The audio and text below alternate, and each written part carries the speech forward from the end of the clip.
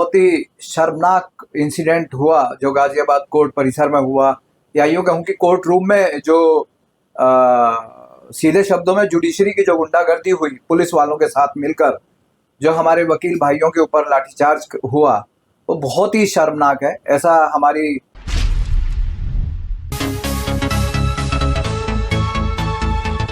नमस्कार, मैं जय निवास अभी 30 हजारी कोर्ट परिसर में मौजूद हूं और बात करूंगा गाजियाबाद कोर्ट परिसर में वकील और जजों के बीच जो कुछ हुआ वह कितना नैतिक, कितना हित और कितना जायज था। एक एज ए जज और वकीलों ने भी जो कुछ किया वो कितना जायज था। थर्ड पर्सन पुलिस ने जो हस्तक्षेप करते हुए पार्टी पोजीशन लिया और सपोर्ट किया वह कितना जायज था। इसी मुद्दे पर बातचीत करने के लिए हमारे समक्ष स्क्रीन पर आ रहे हैं आर.डी. वत्स, एडवोकेट और प्रख्यात है। चलिए उनके पास मैं आपको लिए चलता हूं, वह क्या कुछ अपने विचार व्यक्त करते हैं और आपको कैसा लगता है वो आगे आपसे मैं बातचीत करूंगा।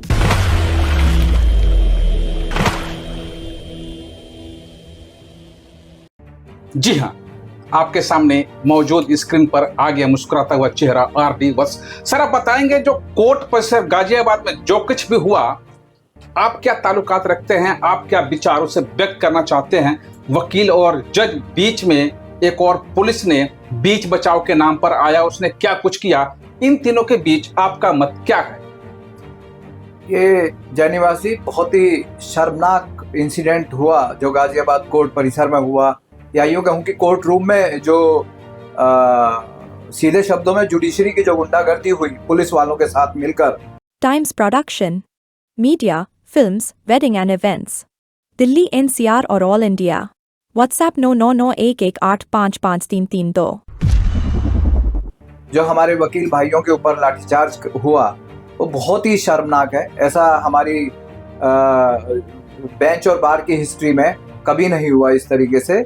एक किरण बेदी जी के समय में इस तरीके का, जब वो DCP होती थी और 30 हजारी में ऐसा 1988 में इंसिडेंट हुआ था, या वो इंसिडेंट था, या अब कमरे में बुलवाकर, अपने कोर्ट रूम में बुलवाकर पुलिस से पिटाई करवाना वकीलों की, जो कि ऑफिसर्स ऑफ कोर्ट होते हैं, तो ये तो बहुत ही शर्मसार करने वाला इंसिडेंट है।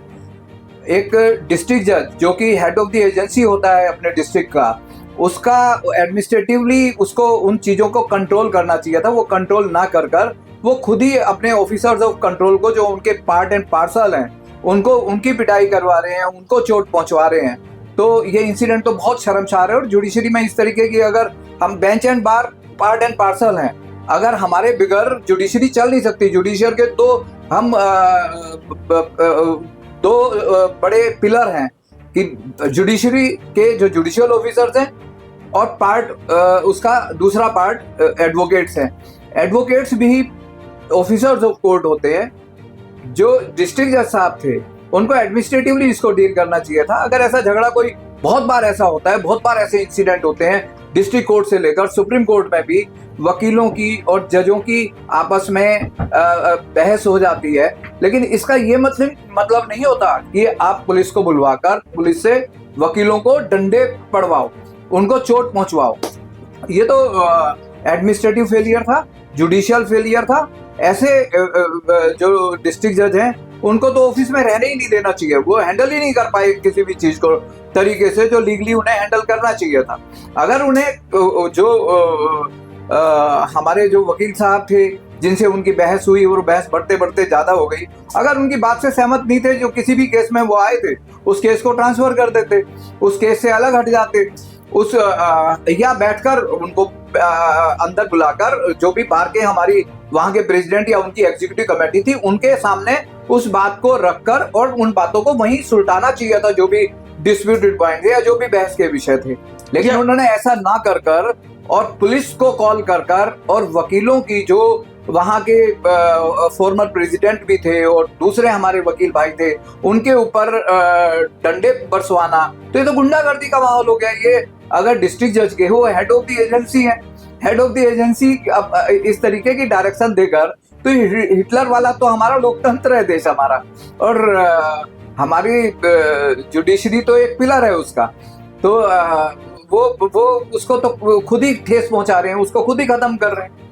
आप जो कुछ व्यक्त कर रहे हैं वो विचार है या एज ए वकील एक दलील है या कोर्ट एज ए जजमेंट आप बता रहे हैं? नहीं, मैं कोई जजमेंट नहीं दे रहा, ये मेरे अपने विचार हैं। मेरे विचार में हमारी लोकतंत्र की यही खासियत होती है कि सब मिलजुल कर हमारे तीनों पिलर अच्छे से काम करें, यही वो रहता है। तो तीनों पिलर में पॉलिटिशियंस हो गए, एग्जीक्यूटिव्स हो गई या जुडिशरी हो गई।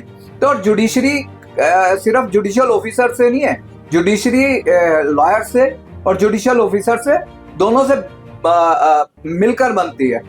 और जो मिलकर बनते हैं तो पार्ट एंड पार्सल है। हम एक दूसरे से कितनी बार ऐसा होता है, गुस्सा भी हो जाते हैं, आर्गुमेंट्स भी हो जाते हैं। इसका ये मतलब थोड़ी है कि हम पुलिस वालों को बुलाकर और उनकी पिटाई करवाएं, डंडे पड़वाएं और कोर्ट रूम के अंदर। ये तो बहुत ही शेमफुल है। क्या लगता है कि इसमें त्रिपक्षीय वार्ता होना चाहिए और यह नतीजा किसी परिणाम तक जाना चाहिए या मुद्दे को किसी परिणाम तक ले जाना चाहिए, इसके बाद कमेंट प्रतिक्रिया होनी चाहिए? देखो, मेरा तो अपना मानना ये है कि सबसे पहले जो डिस्ट्रिक्ट जज हैं जिन्होंने इस तरीके का वो काम किया, उनको सस्पेंड करना चाहिए और उसके बाद एक इंक्वायरी बैठानी चाहिए और इंडिपेंडेंट इंक्वायरी बैठाकर उनको उसमें इंक्वायरी में सारी चीजें क्लियर हो जाएंगी कि उनकी क्या कमियां रही। लेकिन एकदम से जो सामने चीजें आ रही हैं उसके सामने देखने से पता लगता है it was failure on the part of the district जज टू टैकल द सिचुएशन। आम जनों में जो एक आस्था है कोर्ट के प्रति, न्याय के प्रति, वकीलों के प्रति जो आस्था है, उसको कितना ठेस पहुंचा होगा? देखो, बात ये होती है कि जहां आजकल सोशल मीडिया इतना आगे है, सबको सब चीजें पता होती हैं, हमारी प्रिंट मीडिया, इलेक्ट्रॉनिक मीडिया, सब जगह सब बातें आती हैं। अब आज की डेट में हम कहें, क्योंकि कोर्ट में भी सारी प्रोसीडिंग सामने होती है तो सब लोगों को सब चीजें पता होती हैं। तो ये जो सारी चीजें आती हैं, ये हमारी जुडिशरी में बेंच एंड बार, लायर्स और जुडिशियल ऑफिसर सब बराबर होते हैं। तो हमारी जुडिशरी को नीचे गिरना, लोगों के मन में जो विश्वास होता है उनका नीचे गिरना कि देखो ये किस तरीके से क्या करवा रहे हैं, तो वो सब गलत ही होता है। दिल्ली में भी अभी कुछ दिन पहले द्वारका कोर्ट में एक इंसिडेंट हुआ था जिसमें एक जज साहब ने बदतमीजी की थी और उनको फिर हाई कोर्ट ने तभी उनके अगेंस्ट एक्शन लिया, पहले सस्पेंड किया, अब टर्मिनेट भी उन्हें कर दिया। तो ये इस तरीके का जुडिशियल ऑफिसर्स को भी अपना बिहेवियर संभालना चाहिए और साथ साथ वकीलों को भी अगर कहीं कोई परेशानी है तो उस समय की जो वहां बार की एग्जीक्यूटिव कमेटी थी उनको बुलाकर बात करनी चाहिए थी, पुलिस को बुलाकर डंडे नहीं लगवाने चाहिए। कोर्ट परिसर में जो कुछ हुआ, जज और वकील दोनों की भूमिका देखी जाए तो लोग जानकार कहते हैं कि दोनों का बैकग्राउंड कुछ इस तरह का ही है। आप क्या कहेंगे? देखो, बैकग्राउंड दोनों के बैकग्राउंड की बात नहीं होती। वहां being head of the agency, district जज बहुत ही उन्हें कामफुल तरीके से बहुत पीसफुल मैनर में काम करना चाहिए था। वो हेड ऑफ द एजेंसी है उस डिस्ट्रिक्ट के, उन्हें सब बहुत प्यार से उस चीजों को टैकल करना चाहिए था। अगर दूसरा गलत है तो उनसे बैठकर, उसमें यही होता है कि अपने चैम्बर में जाते हुए एग्जीक्यूटिव कमेटी के प्रेसिडेंट, सेक्रेटरी और एग्जीक्यूटिव कमेटी को बुलाकर उनसे बात करते कि ऐसे ऐसे बात है और उसको उस तरीके से एडमिनिस्ट्रेटिवली टैकल करना चाहिए था। ये पुलिस को बुलाकर डंडे लगवाना, तो ये तो कोई लॉफुल एक्ट नहीं था उनका। क्या यह भारत के इतिहास में पहली घटना है और अगर है तो क्या पुनरावृत्ति होनी चाहिए? बिल्कुल नहीं होनी चाहिए। पुनरावृत्ति होना तो हम जुडिशरी हमारी नीचे चली जाएगी तो हम नीचे चले जाएंगे, जुडिशियल ऑफिसर नीचे चले जाएंगे। हमारे लोगों के मन में जो कोर्ट के प्रति विश्वास है, वो आस्था है, वो खत्म हो जाएगी।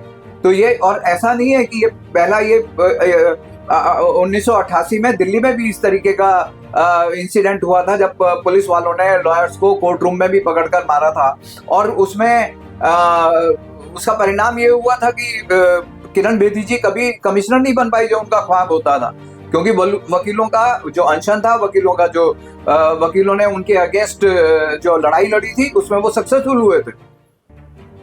बड़ी बड़ी घटनाएं हुआ करता है, कहते हैं ना, इस देश में छोटी छोटी घटनाएं हुआ करती है। लेकिन आपने जो कुछ आरडी वत्स से सुना, उनका विचार था। आप एज ए नागरिक क्या सोचते हैं और एज ए वकील हैं तो किसका पक्ष लेते हैं? कमेंट सेक्शन में जाइए और हमें बताने का प्रयास कीजिए। तब तक के लिए जय निवास का जय हिंद।